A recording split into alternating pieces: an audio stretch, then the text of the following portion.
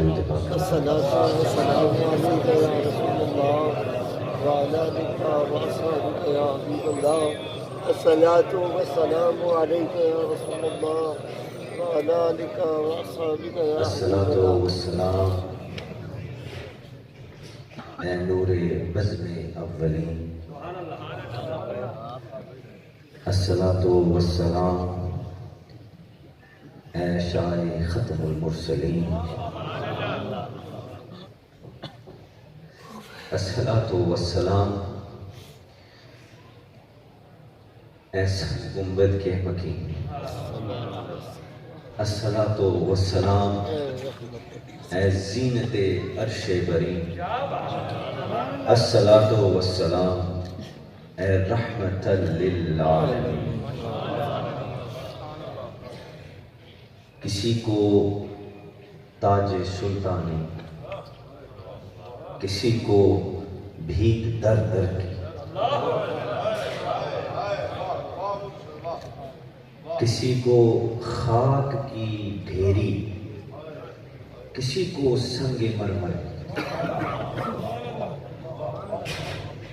وہ شاہوں کو گدھا کر دے، گدھا کو بادشاہ کر دے، اشارہ اس کا کافی ہے گھٹانے میں بڑھانے۔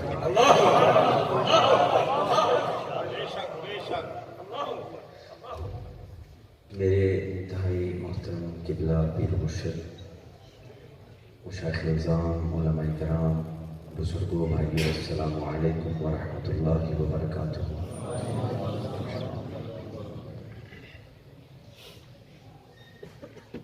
یہ زندگی میرے بھائیوں، میرے بزرگوں، میرے رب کی عطا کردہ نعمت ہے۔ اس زندگی کو سسٹین یعنی برقرار رکھنے کے لیے میرے اللہ نے کائنات کی ہر چیز کی تخلیق فرمائی، ہر چیز کی۔ تو اب نہ ہی کائنات میں کوئی چیز فالتو ہے اور نہ ہی انسان اور اس کی زندگی فالتو ہے، اور انسان کی تخلیق کا مقصد اللہ تعالیٰ نے اپنی عبادت رکھا۔ The purpose of creation of mankind is to worship Allah subhanahu wa ta'ala۔ اب عبادت کی مختلف صورتیں ہیں، ہر صورت کا اپنا ایک رنگ اور ذوق ہے۔ یہاں بیٹھ کر اللہ سبحانہ و تعالیٰ کے قرآن کا ذکر سننا، اللہ کے حبیب صلی اللہ علیہ وآلہ وسلم کا ذکر سماعت فرمانا اور کرنا، یہ بھی عبادت ہے۔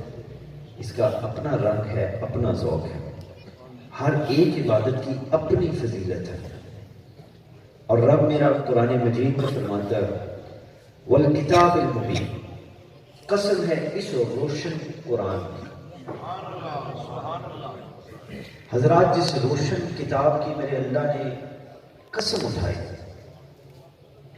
اس کی تلاوت افضل ترین عبادت ہے۔ حضرت نعمان بن بشیر رضی اللہ تعالیٰ عنہ بیان فرماتے ہیں کہ حضرت نبی اکرم صلی اللہ علیہ وآلہ وسلم نے فرمایا، میری امت کی سب سے افضل جو عبادت ہے وہ تلاوت قرآن ہے۔ یہ سرکار کا فرمان ہے۔ He said صلی اللہ علیہ وآلہ وسلم that the recitation of the Quran for my ummah is the best form of ibadah, worship۔ تلاوت قرآن حکیم، علماء تشریف فرمائیں، میں اس پر زیادہ گفتگو اس لیے بھی کر رہا ہوں کہ اس چیز کی کمی ہے۔ یہاں آ کر آپ کی محبت پا کر یقین کریں، ہر سال جب جب بھی میں آیا بڑی خوشی محسوس ہوتی ہے، اور خوشی اس لیے نہیں کہ آپ مجھ سے پیار کرتے ہیں، خوشی اس لیے محسوس ہوتی ہے کہ جن سے میری نسبت ہے اس نسبت کے صدقے آپ میرے سے پیار کرتے ہیں۔ اور اس میں خوشی کی ایک اور وجہ ہے کہ وہ نسبت میری زندگی تو ختم ہو سکتی ہے. میری آواز آج میں بڑی مشکل سے آپ سے گفتگو کر رہا ہوں، پچھلے دنوں سے بالکل گلا بند ہے، مگر یہ میں سمجھتا ہوں میری سرکار کی نگاہ ایک طرف ہے کہ اب الحمدللہ کوئی دقت محسوس نہیں ہوگی، مگر پھر بھی تھوڑی سی بیچ میں ہے. مگر آپ کو یہ کہنا میں یہ چاہتا ہوں کہ میری زندگی، میری آواز، میری سانسیں، سب کچھ ختم ہو سکتا ہے. میرا یہاں چل کے آنا ایک دن ختم ہو سکتا ہے، مگر جس نسبت کا میں واسطہ ڈال رہا ہوں، جس نسبت کے صدقے میری اور آپ کی محبت کا یہ سفر جاری و ساری ہے، وہ نسبت نہ ختم ہونے والی ہے. اس نسبت کو، اس میں ایک ذمہ داری کو، اپنے مرشد پاک کے پڑھائے ہوئے سبق، آپ کی تربیت کو سب کو سامنے رکھ کے میں اپنی ڈیوٹی سمجھتا ہوں کہ میں بزرگوں سے تو دعا لوں، ان سے دعا لوں. مگر میرے یہ جو بھائی بیٹھے ہیں ان کو میں بتاؤں کمی کس چیز کی ہے؟ کمی قرآن کی ہے. قرآن کے ساتھ ہماری محبت میں ہے، اس کے ساتھ ہمارے تعلق، ہمارے رشتے میں ہے. پیار تو آپ کرتے ہی ہیں، میں چپ کر کے بھی بیٹھا ہوں، آپ نے اپنے پیار کا اظہار کرنا ہے، مجھے کہنے کی ضرورت نہیں ہے، اللہ کے فضل و کرم سے. مگر میں آپ کو یہ پیغام بھی دینے آیا ہوں کہ میرے بھائیوں، اس قرآن کے ساتھ اپنا رشتہ مضبوط کرو تو دنیا تم سے بھی پیار کرے، کیونکہ رب پیار کرنے شروع ہو گیا نا. تو جہدے نال رب پیار کرے، بڑا مسئلہ ہوتا ہے یہ کہتے ہیں ایڈا نہ کیوں ہوئے، ایڈے واسطے کیوں بندے اٹھتے ہیں. وہ جہدے واسطے بندے کو رب اٹھائے انہیں بابا نعرہ تکبیر، نعرہ رسالت، نعرہ حیدری، نعرہ غوثیہ. اللہ کرے اینڈ تک آپ کا جذبہ اسی طرح ہے انشاءاللہ. تلاوت قرآن میرے بھائیوں وہ نیک عمل ہے جس پر بندے کا شمار اللہ تعالیٰ کے فرما بردار لوگوں میں ہو جاتا ہے. حضرت ابو ہریرہ رضی اللہ تعالیٰ عنہ روایت فرماتے ہیں کہ رسول اللہ صلی اللہ علیہ وآلہ وسلم نے فرمایا کہ جو شخص 5 وقت کی نماز کی پابندی اور اس کی حفاظت کرتا ہے، حضور نے فرمایا اس کا نام کبھی بھی غافلین کی لسٹ میں نہیں جائے گا. اور سرکار کا یہ بھی فرمان ہے، آپ نے فرمایا جس نے روزانہ رات کو سونے سے پہلے 100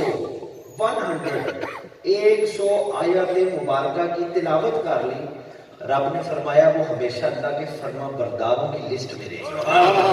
اب یہ بڑی بات نہیں، سرکار نے فرمایا، رسول اللہ said whoever prays 5 times a day his name will be excluded from the list of those who have gone astray from the righteous path which leads to Allah subhanahu wa ta'ala, and whoever recites 100 ayah verses of the Quran Hakim every night before going to bed, he will always be amongst those who are obedient of Allah subhanahu wa ta'ala. لہذا اس قرآن کی تلاوت کرنا ایک بہت انتہائی بابرکت عمل ہے، اس میں کوئی شک نہیں. اور جس گھر میں قرآن پڑھا جائے، جس گھر میں قرآن پڑھا جائے وہاں اللہ کی خیر و برکت نازل ہوتی ہے، وہاں تنگ دستیاں، مشکلیں، مصیبتیں دور ہو جاتی ہیں. میرے بھائیوں، یہاں سے اٹھ کے Attock, Peshawar, Paris, Europe, New York چلے، ویسے جانا ہے ٹور جاؤ، مگر یہ خیر و برکت حاصل کرنے کے لیے لازمی نہیں کہ 200 میل دور جا کے کسی کے دروازے پہ بیٹھ جاؤ. گھر میں خدا کے قرآن کو پڑھ لو، وہ برکت والا رب اللہ وسیلہ بنائے گا، تیرے کار ہی آ جائے، سبحان اللہ، تمہارے گھر تمہارے پاس آ جائے گا. قرآن کو پڑھو، تنگ دستیاں دور ہو جائیں گی. بڑا زبردست وظیفہ ہے. ہم جناب اتنے پیسے لٹا کے یہ پہاڑیاں چڑھ کے کہتے ہیں لوگوں کو شہر دو، تو بھائی کار جناب نے سب کچھ دے سڑے ہیں، ماں دے سڑی دے، جنت رکھ سڑی ہے، قرآن کا وظیفہ دس رہے ہیں، کیوں ڈر تک نہیں ٹھوکرا کھانا. اور جب رب نے کار سارا کچھ رکھ سڑیا گھر میں حاصل کرو. جس گھر میں قرآن ادھر تنگ دستی نہیں ہوتی، جس گھر میں قرآن ادھر مصیبت مشکل نہیں ہوتی. آج میں نے بڑے مزے کی ایک بات سنی. ایک بندہ کہتا ہے کہ جی میرے بزرگوں نے مجھے بتایا کہ جب انسان اللہ کے قریب ہوتا ہے تو اللہ پھر اس کو آزماتا ہے. اس سے پوچھا بات لمبی ہے، میں صرف نقطہ آپ کے سامنے رکھنا چاہتا ہوں. اس نے کہا جب بندہ رب اس کو آزماتا ہے جب بندہ رب کے قریب ہوتا ہے. دوسرے بندے نے پوچھا یار تیرے پہ کیا آزمائش آئی ہے؟ اس نے کہا ایک وقت وہ آیا جب میرے گھر میں 100 روپیہ نہیں تھا، مجھے نہیں پتا تھا کہ میں نے بل، اور ہمارے گھر میں 10 بندے رہتے تھے، پتہ نہیں تھا کہ یہ روٹی کھا لی اگلی کہاں سے آنی. اس نے کہا اتنی آزمائش؟ اس نے کہا نہیں، میں رب کے قریب ہو رہا تھا، میں تھوڑا سا اللہ نے آزمایا کہ ہوں میرے حال آ رہے ہیں، سچا آ رہا ہے، پکا آ رہا ہے، خلوص آ رہا ہے، بس ایویں نہیں آ رہا۔ اس لیے گھبرانا نہیں چاہیے، گھر کے اندر قرآن کو لاؤ، تنگستیاں خدا کی قسم دور ہو جائیں گی، مشکلیں دور ہو جائیں گی، اور پڑھنے والے پر اتنا کرم ہوتا ہے کہ ہر حرف کی تلاوت کے بدلے میرا رب 10 نیکیاں عطا فرماتا ہے اس بندے کو، اس بابرکت قرآن کی تلاوت سے۔ میرے بھائی، لوگوں کی زندگیاں بدل جاتی ہیں، بلکہ آخرت بھی بدل جاتی ہے۔ حضرت فضیل بن عیاض کے بہت مشہور واقعہ ہے رحمۃ اللہ تعالیٰ علیہ، امام افروز واقعہ ہے، آپ کی روح تازہ ہو جائے گی۔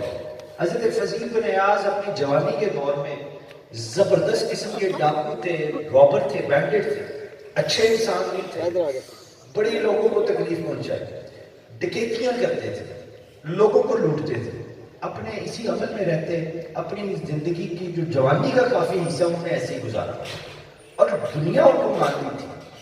ایک شام کو ایک قافلے کی طرف بڑھے کہ جا کے اس کو لوٹتا ہوں، جو ایک قافلے کے قریب گئے تو ایک نوجوان اندر بیٹھا قرآن کی تلاوت کر رہا، وہ ایک آیت مبارکہ کی تلاوت کر رہا تھا، قُلْ يَا عِبَادِيَ الَّذِينَ أَسْرَفُوا عَلَىٰ أَنفُسِهِمْ لَا تَقْنَطُوا مِن رَحْمَةِ اللَّهِ إِنَّ اللَّهَ یغفر الذنوب جميعا انہ هو الغفور الرحیم۔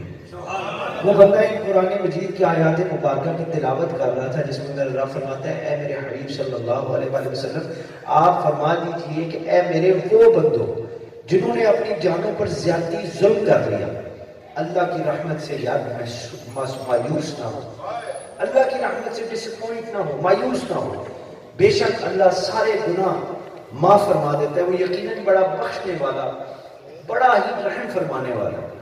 حضرات محترم، حضرت فضیل بن عیاض لوٹنے کے لیے جا رہے تھے، چنگا کام نہیں کرنے جا رہے تھے، لوٹنے کے لیے جا رہے تھے۔ اگلے بندے نے قرآن کی اس آیت مبارکہ کی تلاوت کی، اس کا آپ کے دل پر ایسا اثر ہوا کہ دل کی کایا پلٹ گئی۔ وہ تو ایک غش کھا کے گر کے جب اٹھے تو ٹوٹلی تبدیل ہو چکے تھے۔ پاکستان کی تبدیلی آپ نہیں ہے، اے تبدیلی اصل سبحان اللہ، یہ اصل تبدیلی ہے۔ جب نیچے سے کھڑے ہوئے تو بالکل دل کی کایا پلٹ چکی تھی، اور ایسی پلٹی کہ جو پہلے معاملات تھے وہ اب نہ رہے۔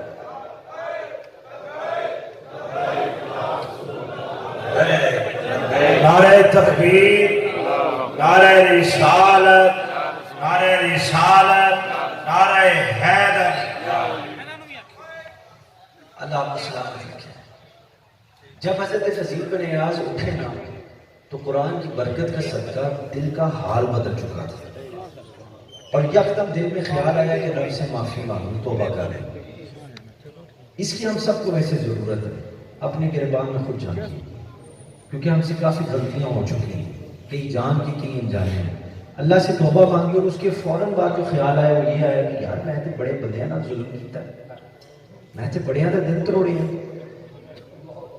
منوں تو پتہ ہی نہیں لگا تو میں فلانے نے بھی دکھ پہنچایا ہے، فلانے نے بھی دکھ پہنچایا۔ فضیل بن عیاض کو جو یہ خیال آیا اٹھ کے نکل پڑے، اور ہر ایک بندے سے جا کے معافی مانگی، ہاتھ جوڑ کے، مجھے معاف کر دے، تجھے میں نے دکھ اور تکلیف دی۔ معافی مانگتے مانگتے جب ایک آخری بندے کے پاس پہنچے، وہ یہودی تھا۔ اس نے فضیل بن عیاض کو دور سے آتے ہوئے دیکھا، اس نے کہا کہ لو آج فضیل آ رہے ہیں، آج جب میں صحیح پوچھا گا۔ جب فضیل بن عیاض اس کے پاس پہنچے، معافی مانگی کہ مجھے معاف کر دے، تجھے میں نے تکلیف پہنچائی تھی۔ اس نے کہا کہ نہیں فضیل، معافی ایسے نہیں ملنی، وہ تو پہاڑ مٹی کا دیکھ رہا ہے، جا اس کو صاف کر، پھر معافی دوں گا۔ فضیل بن عیاض چلے گئے، کئی دن گزر گئے اس پہاڑ کو صاف کرتے کرتے، آخر جب مٹی صاف ہو گئی اس پہاڑ سے، واپس آئے، آج اس یہودی کو کہا کہ یار تیری بات پوری ہو گئی ہے، جو تم نے کہا تھا میں نے کر دیا، وہ پہاڑ صاف کر رہے ہو، یار معافی دے، تیری مہربانی، معاف کر۔ اسے کہا نا نا نا نا فضیل، اس طرح نہیں، ایسے معافی نہیں مل رہی۔ پوچھا کیوں؟ اس نے کہا اس لیے کیونکہ میں نے قسم اٹھائی تھی کہ جب تو نے میری دولت مجھ سے لوٹی، میں نے قسم اٹھائی تھی کہ جب تک میری لوٹی ہوئی دولت تو واپس نہیں کرتا میں تجھے معاف نہیں کروں گا۔ فضیل بن عیاض پریشان ہو گئے، سوچنے لگے اب کیا کروں، ابھی سوچ ہی رہے تھے، یہودی نے کہا تو اس طرح کر، چل یہاں میں تیری مدد کرتا ہوں، جا میرے کمرے میں جا. وہاں ایک چٹائی پڑی ہے، چٹائی کے نیچے سونے کے دینار پڑے ہیں، ان سونے کے دیناروں کو لے کے میرے پاس آ جائے، مجھے پکڑا دے، تو سونے کے دینار مجھے دے دے گا، میں تجھے معاف کر دوں گا، میری قسم بھی پوری ہو جائے گی. فضیل بن عیاض نے کہا ٹھیک ہے. کمرے میں چلے گئے، چٹائی پڑی ہوئی تھی، چٹائی کے نیچے ہاتھ ڈالا، وہاں سے سونے کے دینار نکالی، لا کر واپس یہودی کو پکڑائے، جو مٹھی لا کے یہودی کے سامنے کھولی. یہودی غش کھا کے گر گیا، غش کھا کے بے ہوش ہو گیا. تھوڑی دیر بعد جب ہوش میں آیا تو پہلی بات ہی کہ اس کا فضیل کلمہ پڑھا دے، خدا کا واسطے کلمہ پڑھا دے. فضیل بن عیاض نے اس کو کلمہ پڑھایا، لا الہ الا اللہ محمد رسول اللہ صلی اللہ علیہ وسلم.